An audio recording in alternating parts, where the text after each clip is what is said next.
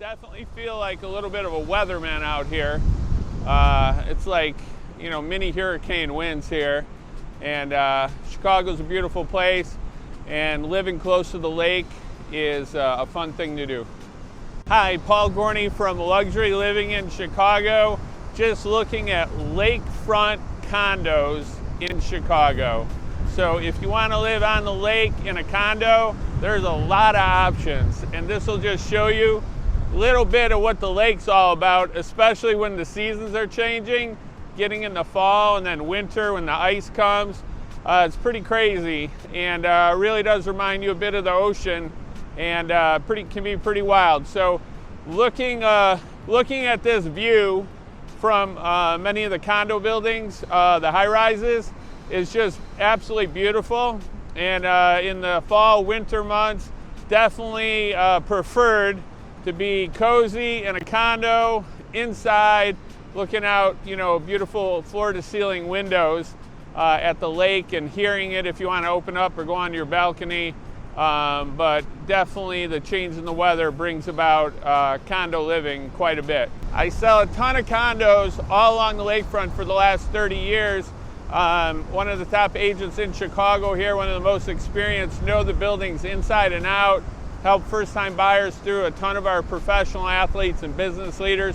Call, text, email, people do all the time with the most basic questions, anything you need with moving to, living in Chicago, and of course, condominiums, you know, that are on the lake can definitely help there. There are definitely lakefront condos in Chicago in the suburbs, especially in Evanston and Wilmette. There's some great views from some of these buildings. The ones in on the North Shore in Wilmette are right on the lake. I mean, right on the lake, closer than the ones in Chicago. They have their own beaches. They have big rocks protecting the buildings. But in Chicago, that's where you get the quantity, you know, of all the buildings that are lake views on the lakefront. So they can range from studio condos and buildings that were built in the 60s to luxury penthouses, you know, in some of the buildings, $10 million. So there's really a huge range. But if you want to be with a lake view on the lake, there's some great options. There's some lakefront condos right on the lake there. The waves are just crashing up against them and the rocks that protect them. They have great private beaches over there. The bottom line is you can sense this just beautiful lake here, and all the craziness it brings, the beauty it brings with sunrises in the morning, beautiful days in the summer, one of the best places to be in the summer out of anywhere.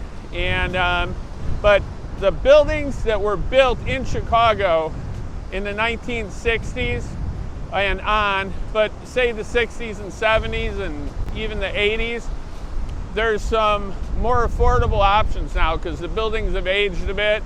The ceiling height is not as high. The finishes, if the units, you know, have been redone multiple times, typically over the years, but still you find in some of those buildings the finishes aren't quite as good. The prices, you know, are more reasonable. They have more variety of studios, 1 bedrooms, 2 bedrooms. They're not as ultra luxury like some of the bigger buildings, newer buildings built recently, like in the last 10 years. Many of the buildings will look out over the lake from balconies and rooftop decks, but they do close those in the really inclement weather once we get into winter. However, you usually can walk to a beach like this, or a beach like Oak Street Beach, or Lincoln Park, Fullerton Beach, North Avenue Beach, and get just some great beach walks in and look at the views from, I just got drenched by the lake here. Look at the views from your building, which are, you know, quite amazing.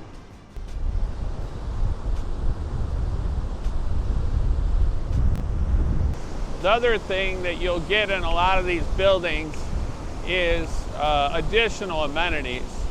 Car washing, car detailing, many things that are, very nice, very useful, and you can be on a schedule where you get them on a regular basis. So living by the lake, there's typically, in most of the high-rises, restaurants close by. Another, in the northern burbs, definitely a lot of restaurants close to the high-rises because there's so many people.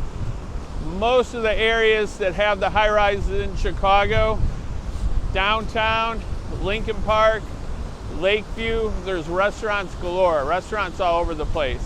Once you get into the South Loop, there's still a good number of restaurants. You're really close to Soldier Field. That's where you can be a little bit further south, outside of downtown, just a little bit. But you get some high amenity buildings. They're pretty darn big, most of them. They build them big in the South Loop, but you get some great balconies, great roof decks, just some great amenities. I just had a client looking for a luxury unit, and there's a building 9 West Walton. That's a great building that has a lot of privacy, big units, definitely have some great lake views in there. There's also a newer building, 1 Chicago, that has tremendous views. Brand new building. It's the latest and greatest building in the city. And when you compare these buildings to like the Trump building, the Trump is, a little bit yesterday's news as far as ceiling height, finishes, things like that. The views are amazing. The amenities are amazing. You get hotel amenities in the Trump with the Trump Hotel. You also get that in the Four Seasons where you can get room service. You can get your clothes dry cleaned and brought to your apartment, your condo.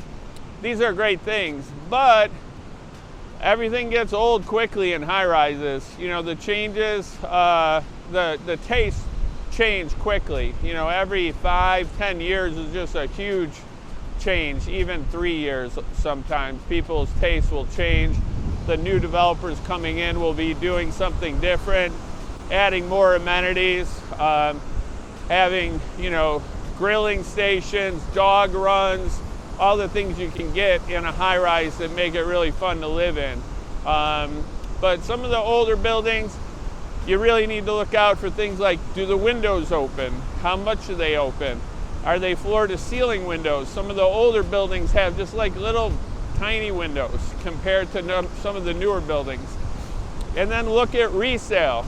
Like, you don't want to overpay in the brand new ones, but many times if the market's not too crazy, it really pays to buy in the newer buildings because they just, you'll be in a good spot to resell in 5 or 10 years compared to the older ones.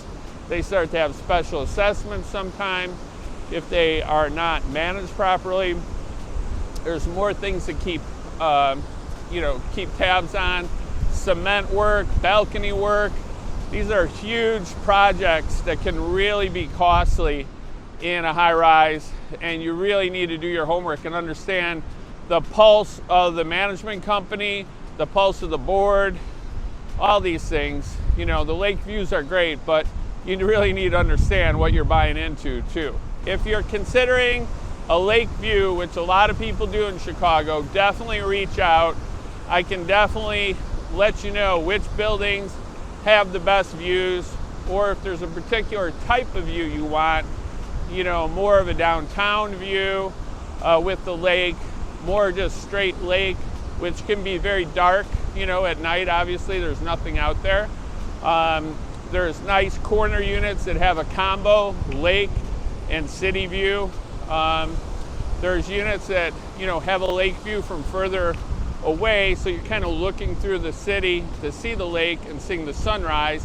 There's so many different variations and so many different buildings with different views, costs, personalities, financial structure. So just reach out if you need any information on a condo close to the lake at all.